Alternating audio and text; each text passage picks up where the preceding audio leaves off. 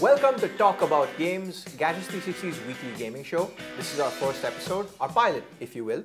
So we apologize in advance for any possible production issues that you may encounter while watching this. And if you have any suggestions, do let us know in the comment section below. On today's episode, we're going to be talking about the state of PC gaming in 2018. I'm Rishi Alwani, Games Editor at Gadgets 360.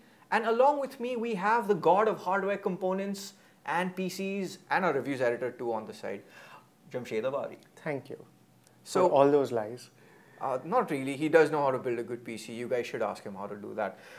So anyway, to start off with, 2018 started off in an interesting fashion for most PC fans. We had a lot of announcements at CES. Why don't we start with that first? Yeah, well, CES announcements, there was quite a lot of it, but not a lot that would appeal to traditional PC gamers, as in traditional high-end PC builders at least. The most notable thing to come out of it was Intel and AMD jointly releasing new CPUs with Intel's 8th Gen Core CPU cores and AMD's Radeon RX Vega graphics on the same package. So one miniature package with the CPU, GPU and RAM, which should help laptop manufacturers release really thin and light notebooks with significant gaming power. Yeah, and in addition to that, we also saw GeForce Now, which has been NVIDIA's kind of long-running streaming service, their version of Netflix or Spotify, if you will, which allows you to stream games even on a not-so-great PC, a potato, without too much of an issue, or at least so they advertise. And now it's been in a closed beta, closed waitlist beta for a while, and now it's going to be in a public beta. And they've allowed Windows and Mac users both to check it out. That was also announced as well. And what are your thoughts of streaming high-end games on a netbook? What are your thoughts of that? Yeah, well, I mean, both of these things are basically two very different approaches to really solving the same problem, which is that people haven't been able to, play decent games on low-end machines or haven't been able to take them with them.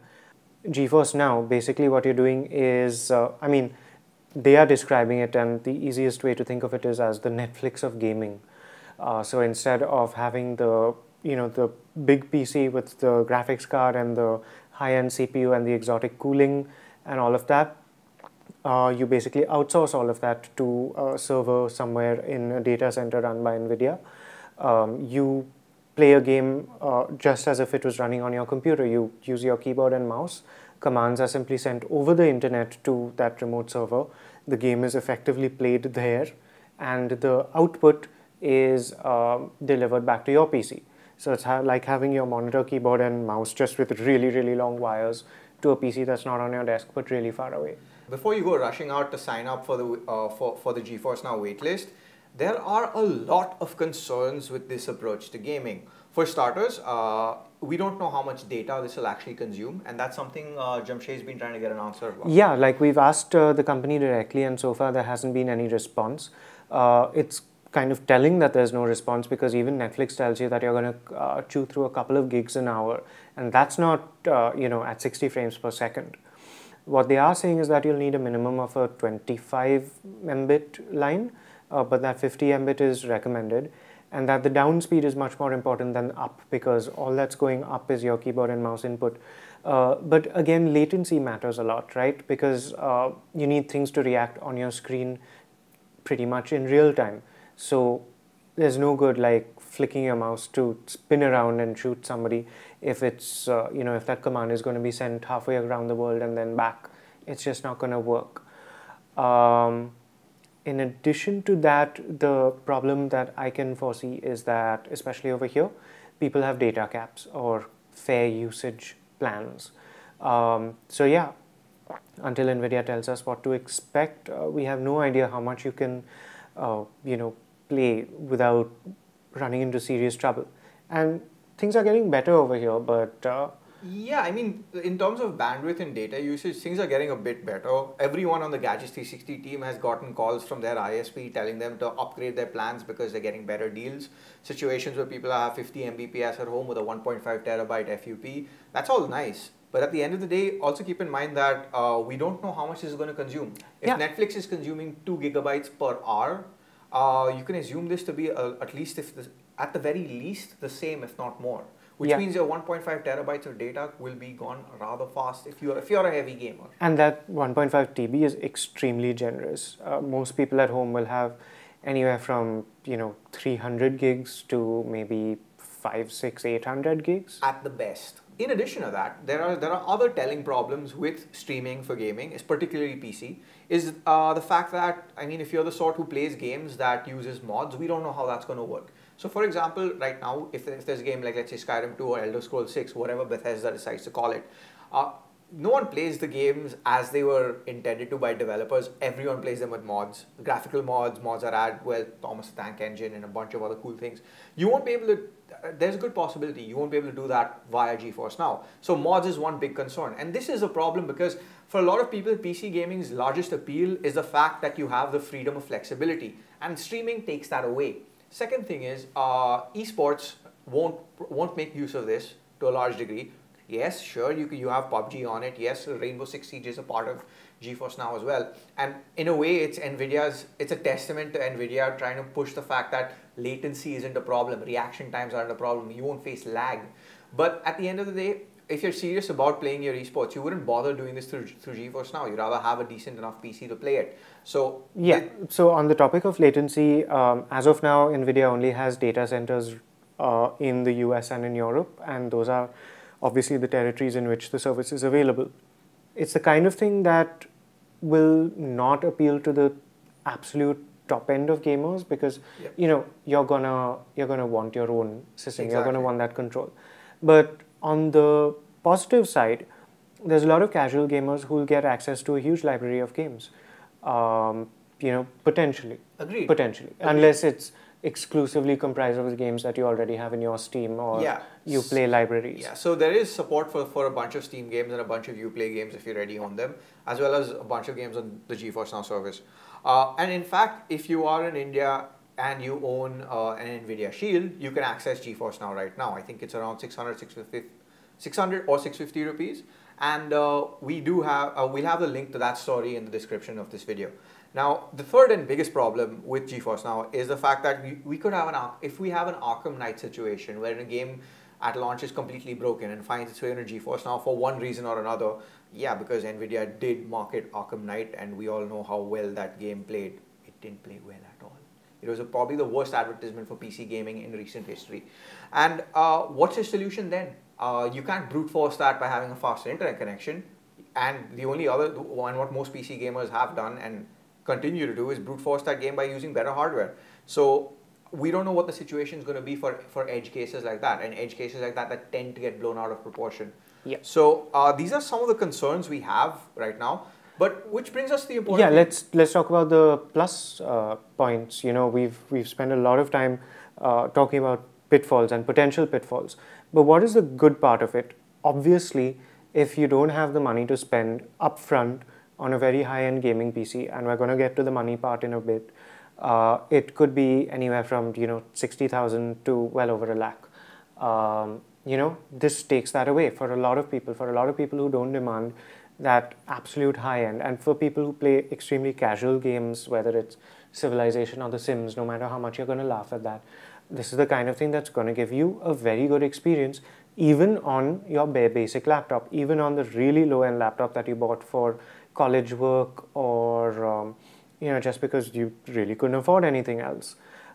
If you want something really slim and light to travel with, now you don't, obviously you'd only be able to do it when you have an internet connection, but you can still at least play games. There are a lot of people who would have to make choices before that now have an in-between. It's a sort of a best of both worlds situation. I don't know. While I do agree that yes, there are some advantages to it, and I think Jamshed's pointed them out, all of them, I still think it's not exactly a consumer-friendly method of delivery of gaming content, simply because unlike movies and music, which are passive, gaming requires user interaction, and more often than not, gamers themselves have to find fixes to problems that developers themselves create, as we've seen with games like Arkham Knight.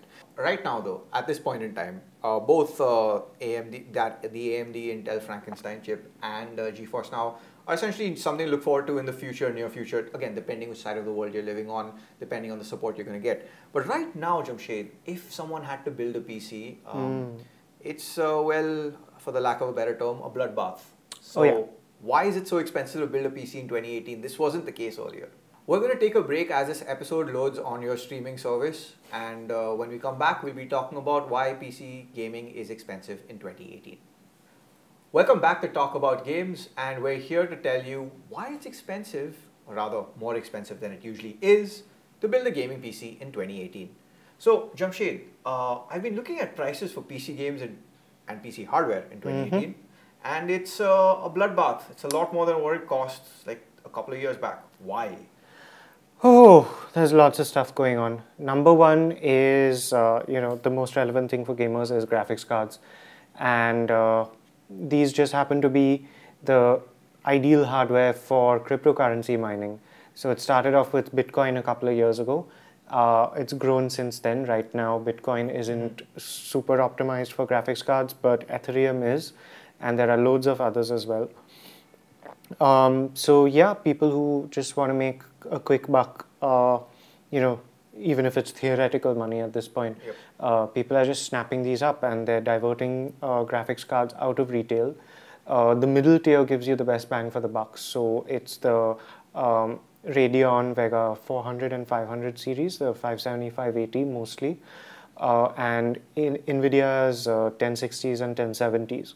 However, while those are completely sold out and impossible to find, pretty much impossible to find at anything near a reasonable price, very occasionally, even if then,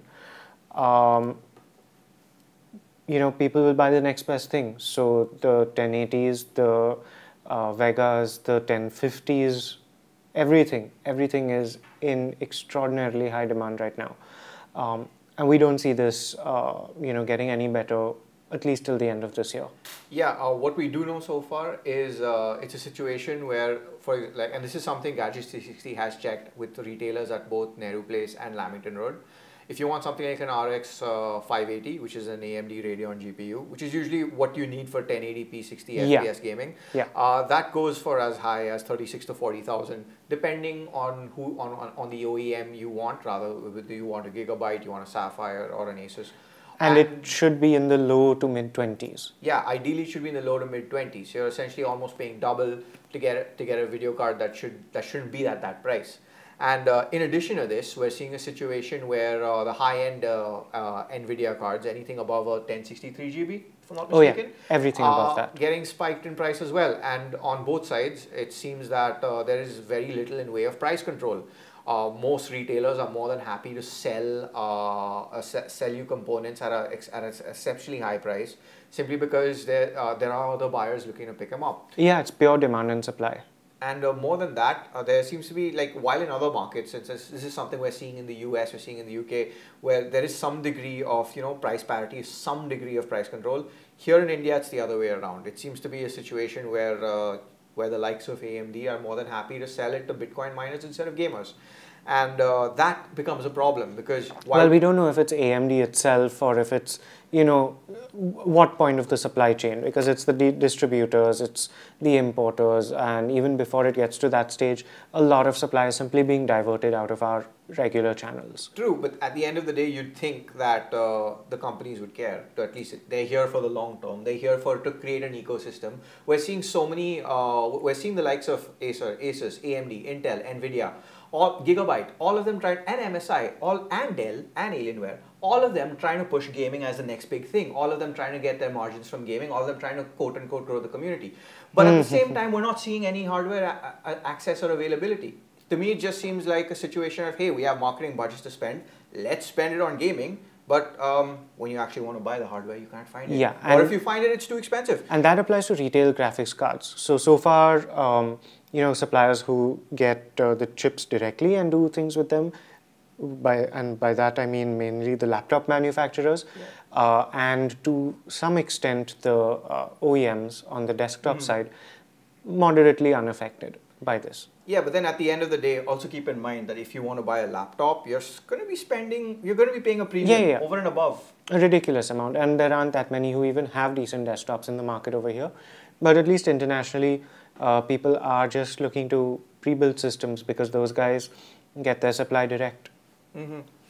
But what makes matters even more amusing is that we're seeing this even on the processor side of things, both with Intel and AMD, if I'm not mistaken.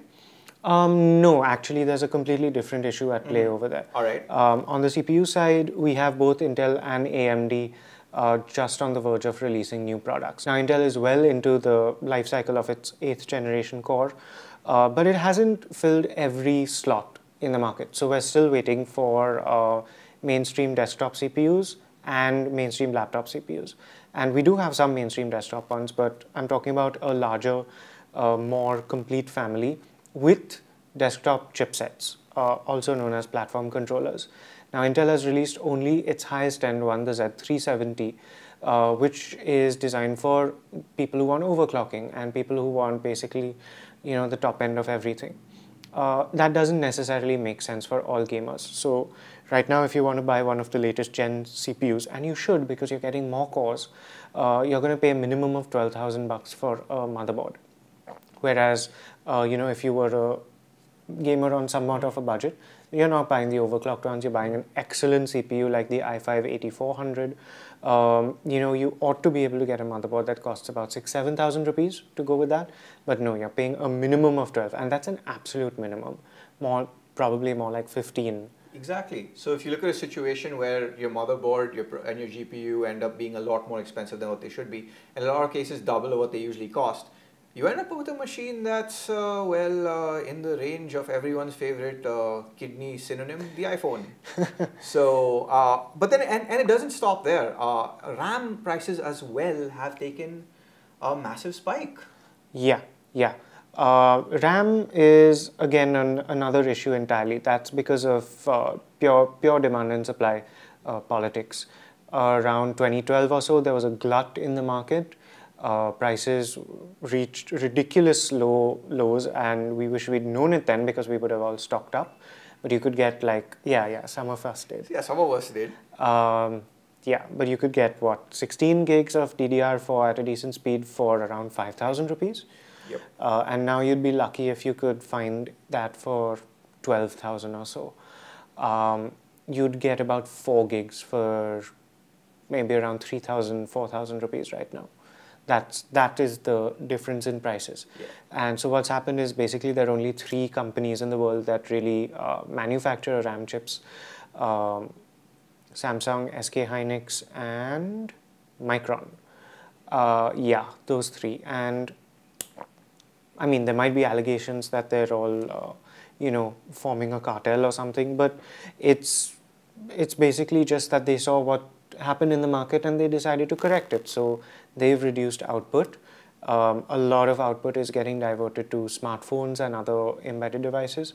A lot of it is going towards SSDs, and that leaves the RAM market pretty squeezed. Yeah. On the bright side, though, SSDs are like the silver lining on this cloud.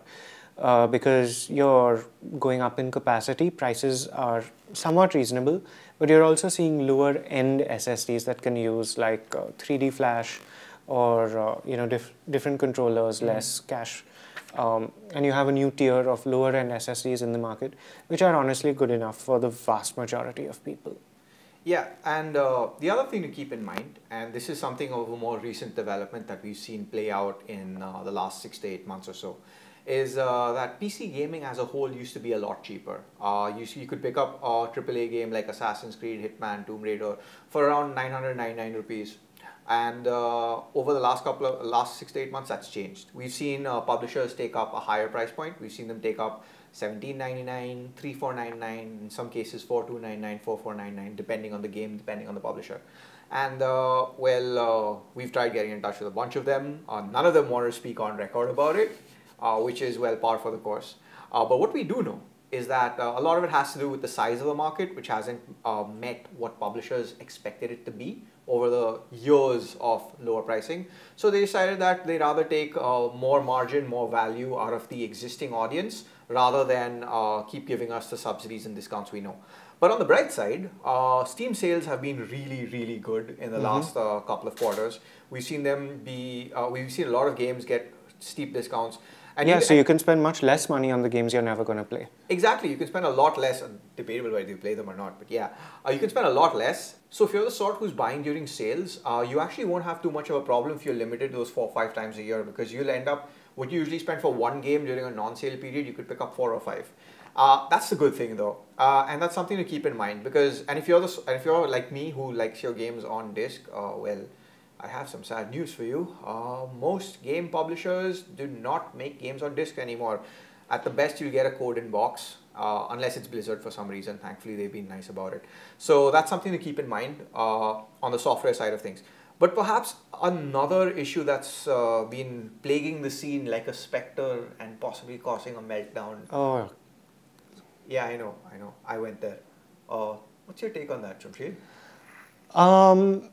Yeah, well, I mean, yeah, so Intel was, the prime accused when this first came to light.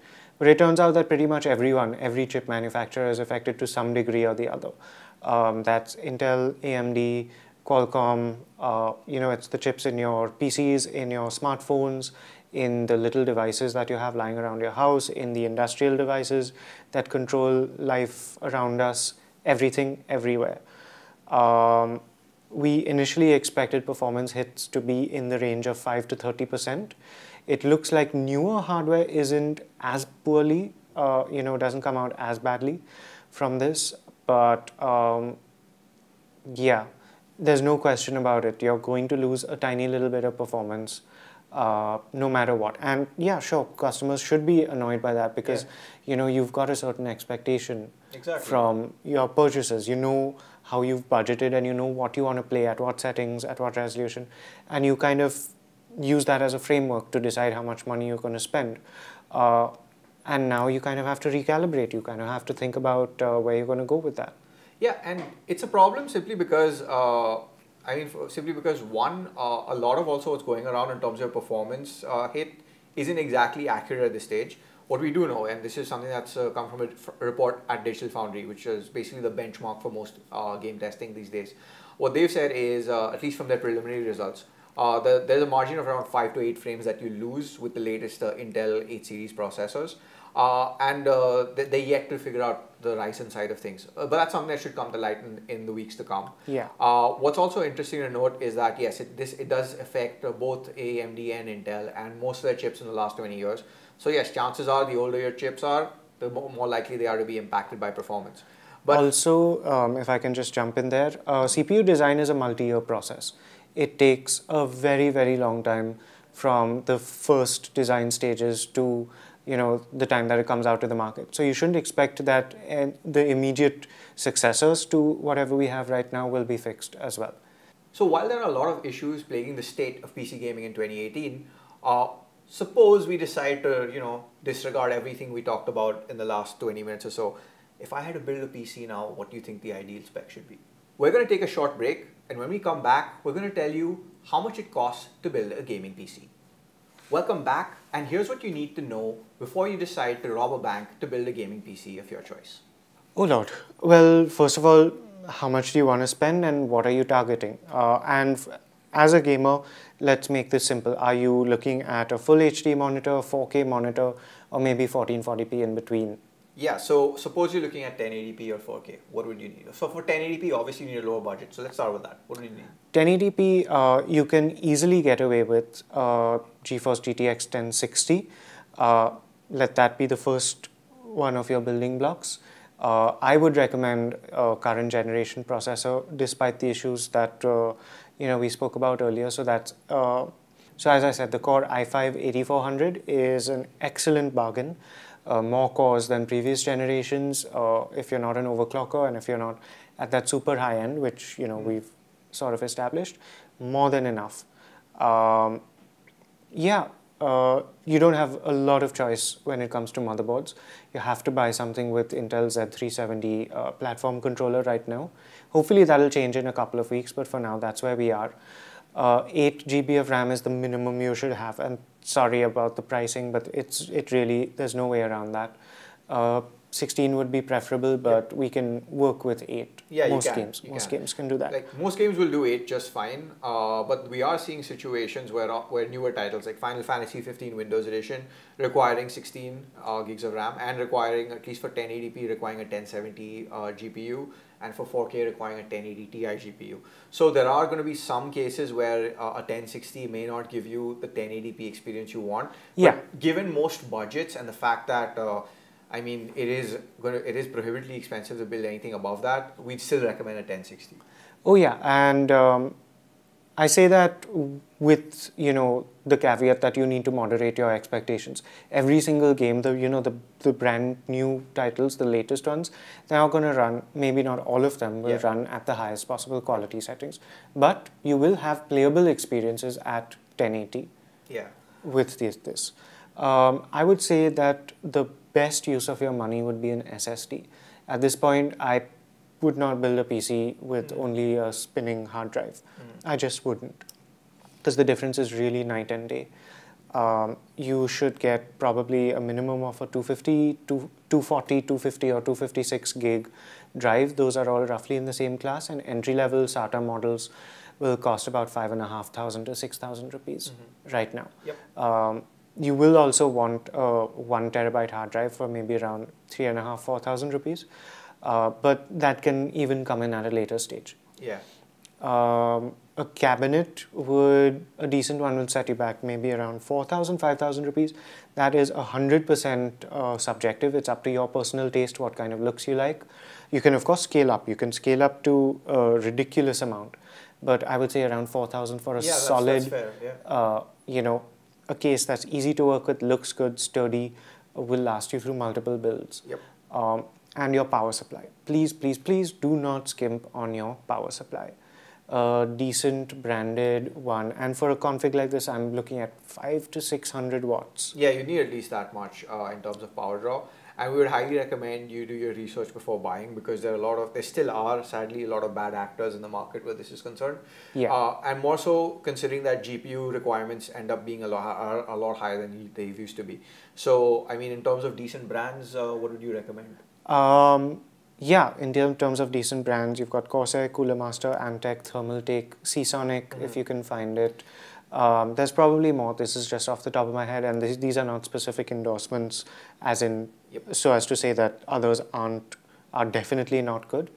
Yeah, but that's a good place to start. Yeah, long story short, where this is concerned, you should do your research on what's available and what's not. Yeah, and that's about 5,000 to 6,000 rupees right there for the power supply. So if you're looking at anything in the 2,000 rupee range, you know that you're not you're not in the quality space that you need to be in. And this is probably going to take a while to stream on your, streaming service of choice. Who knows, hopefully it's not GeForce now. But when we come back, we will be able to tell you what you need to play at 4K. Welcome back to Talk About Games. And we left you with a bit of a cliffhanger and are now going to reveal what you need to play at 4K. So Jamshed, tell us. Oh, well... Hypothetical situation. I have enough money and kidneys to burn to play at 4K. What do I need? Okay, so if money is no object, you start with the monitor. The monitor itself is going to set you back about 50,000, 60,000 bucks. You don't have a lot of choices. If you're feeling particularly extravagant, get something with HDR support, or at the very least NVIDIA's G-Sync or AMD's FreeSync, depending on which of those you choose. But hint, hint, you're going to choose NVIDIA at this price level. And what's also of importance is that you may want to wait, simply because another thing that's NVIDIA did announce that's coming to store shelves later in the year is big monitors for gaming, big displays for gaming, which essentially promise G-Sync, 4K and HDR. And while there's no price for them just yet, they do seem to be, for the lack of a better term, and pardon the pun because I've had way too many during the show, a bit of a game changer. Well, sure, if you're looking at a 65-inch panel for, your den or cave in your case. Yeah. I'm not saying man cave, I mean troll cave. There we go. Clubs and all. Yeah. But back on topic, once you've got your monitor sorted out, you will definitely want at least an NVIDIA GeForce GTX 1080 or 1080 Ti, preferably since cash is no object to you, let's just go straight with the TI. 70,000 or so you're going to spend on that. NVIDIA's Founders Edition cards are available, but we prefer the ones with custom coolers because they just run quieter and they can be pushed a little more if you feel like overclocking. Let's go with the top end CPU, which is today's Core i7-8700K. If you're feeling exotic, you can go with an AMD Threadripper or NVIDIA's X series, Core X series. Sorry, Intel's Core X series. On the CPU side, you could be looking at another, 50 to 80,000 bucks if you want to go super high end. But for all intents and purposes, the i7-8700K is going to be good enough for most people, and that would be costing roughly around 29,000 right now. Decent motherboard would set you back around 25,000, and that'll give you pretty much everything you want, including RGB LED lighting that you can set off in whatever pattern you like. RAM, let's go for 16 GB. 32 would be nice. Okay, let's go for 32. What are we looking to spend there? About another 25,000 bucks. SSDs, I would say a minimum of 512 GB, but you could go up to 1 TB. You could spend anywhere from 20 to 60,000 on those. If you're going super high end with the NVMe PCI Express SSD, budget up to 60,000 for that. Moving on to power supply, we'd look at getting something, honestly, you'd be fine with something around 600, but just for, future proofing and just to be on the safe side, we could go up to 750-800, and that would cost between 9,000 and 11,000 rupees. And then the cabinet, like we said with the previous build, entirely a subjective matter. You could get one with a nice big transparent side window. You could get one with a lot of lights and fans. You could go minimalist, you could go over the top, you could go, shiny metal. Budget anywhere from 6,000 to 15, 20,000 for a really good case. And I mean, again, depends on how much you want to show off, how much pride you want to take in it yourself, and your personal aesthetic. In the miscellaneous, there we'll need a few more things. Couple of hard drives for bulk storage. Exactly. Let's throw in 2 to 4 terabytes. That would be about about 10,000 bucks again over there. A decent separate sound card if you want one. Wi-Fi, Bluetooth, that kind of thing would probably be built into your motherboard anyway, but you can get a dedicated controller if you like. A cooler, the high-end CPUs that we spoke of do not come with coolers in the box. So you look at anything from, okay, let's go liquid cooling with this. Let's get a nice closed-loop liquid cooler. You could put another 8 to 10,000 rupees down for one of those. A simple 120 to 240 millimeter radiator will do just fine. Should be pretty much good to go. Your keyboard and mouse, entirely subjective based on your comfort levels. You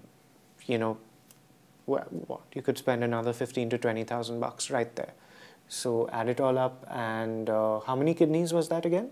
So that you have in stock? Well, all said and done, hopefully this could end up being a machine that, we hope at this stage, could play Crysis at 60 FPS at 4K. Fingers crossed. We can't tell because Crysis is Crysis and it's not exactly the most optimized game in the known universe. But you'll get a you should be able to play Crysis. You get a very good experience with pretty much all games at 60 FPS minimum at 4K. Minesweeper included and Solitaire too. But that aside though, there are other options if you're looking at 4K on a budget. Two terms which most of the PC master race pretend to hate. The PS4 Pro and the Xbox One X. At the time of recording this, we should see the Xbox One X available at the end of the month. That's something we've written about on the site. There will be a link in the description. And the PS4 Pro has had supply issues in India. It's another thing we've explored in depth. And that's also going to be linked in the description as well. There's going to be a lot of links, guys. And all that aside essentially means that you could also get on 4K on a budget. That's what it basically means. In the case of the PS4 Pro, depending on availability, officially it's supposed to be around 37,990, 38,990, and parallel imports have been coming in around 32,990. So that's an option. With the Xbox One X, we're looking at what should be around a 44,990 price point, which again, all things considered, it's still on the expensive side for console gaming. But if you're looking at 4K, yeah, that's your best bet at this stage. Yeah, especially considering what we said earlier about the prices of PC components. But another caveat is if you are in the market right now to build a gaming PC, and if you are going to spend that kind of money, you should really know that quite a few of these companies are just on the cusp of releasing their next generation of products. NVIDIA, well overdue for a new generation altogether. Mm-hmm. The 1070 and 1080 are well on their way to being replaced right now. We could see those launching in just a couple of months, and given the sort of improvements that we've seen generation on generation, it would make a lot of sense to wait for a little while right now. Intel is pretty much sorted out its CPU lineup for at least the next 6 months or so, at least at the high end. But AMD is expected to do a refresh of its Zen architecture, which is the first generation of Ryzen chips that launched last year, and also a new line of Ryzen chips with integrated graphics. Might not be such a big deal for super high-end gamers, but worth having nevertheless. Yeah, I mean, all said and done, that what Jamshed just said right now pretty much encapsulates the state of PC gaming in 2018. It's always evolving, and hopefully with that, we're probably going to see better prices. And I think that's all we have time for on this episode of Talk About Gaming, our first episode of Talk About Gaming. Please let us know what you think in the comment section below. And while you're here, we'd also recommend you check out Transition, our dedicated gaming podcast, Orbital, our dedicated tech podcast, and Gadgets360.com for all things tech and gaming. This has been Rishi Alwani, and with me, Jamshed Avari, God of all things PC. And thank you for watching.